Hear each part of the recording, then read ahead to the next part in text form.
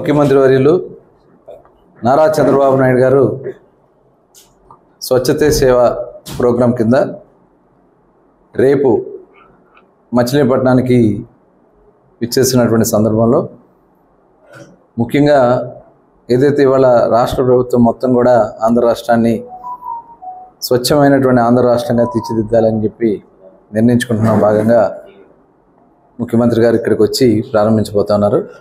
దానికి సంబంధించి ఉదయం హెలిప్యాడ్ ఎక్కడ ల్యాండ్ కావాలి, ఏదైతే చాపర్ ఉంటుందో దానికి సంబంధించి నేషనల్ కాలేజీలో ఆల్రెడీ ఉంది, అక్కడ వెళ్ళి పరిశీలించి చూసి రావడం జరిగింది.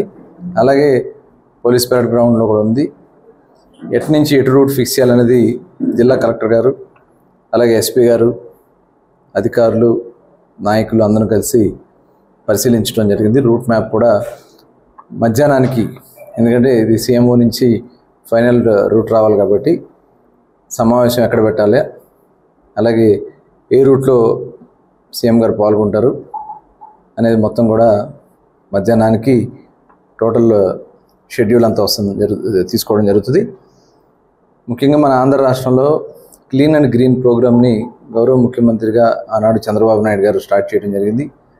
క్లీన్ అండ్ గ్రీన్ ద్వారా రాష్ట్ర వ్యాప్తంగా ఉమ్మడి రాష్ట్రంలో పెద్ద ఎత్తున చెత్తని తొలగించడం, చెట్లని పెంచడం పెద్ద ఎత్తున చేపట్టడం జరిగింది. తిరిగి మళ్ళీ కేంద్ర ప్రభుత్వం కూడా స్వచ్ఛ భారత్ పేరుతో ప్రధానమంత్రి గారు 2014-19లో స్టార్ట్ చేశారు. ఇప్పుడు ఆంధ్ర రాష్ట్రంలో తిరిగి మళ్ళీ 5 సంవత్సరాలు మొత్తం చెత్త పెరిగిపోయింది. ఇవాళ మచిలీపట్నం డంపింగ్ యార్డ్ దానికి ఒక నిదర్శనం. దాదాపు 1,00,000 టన్నులు చెత్త పేరుకుపోయి రోడ్ల మీదకి వచ్చేసి చాలా చండాలంగా ఉంది. ఇదే పరిస్థితి ఆంధ్ర రాష్ట్రం మొత్తం కూడా ఉంది.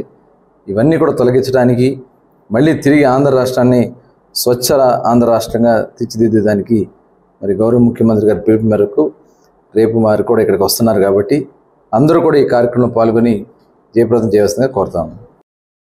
చాణక్య ఛానల్కి సబ్స్క్రైబ్ చేస్తే మాకు ఇంకా మంచి వీడియోస్ని, న్యూసెస్ని చేయడానికి మాకు మోటివేషన్ ఉంటుంది.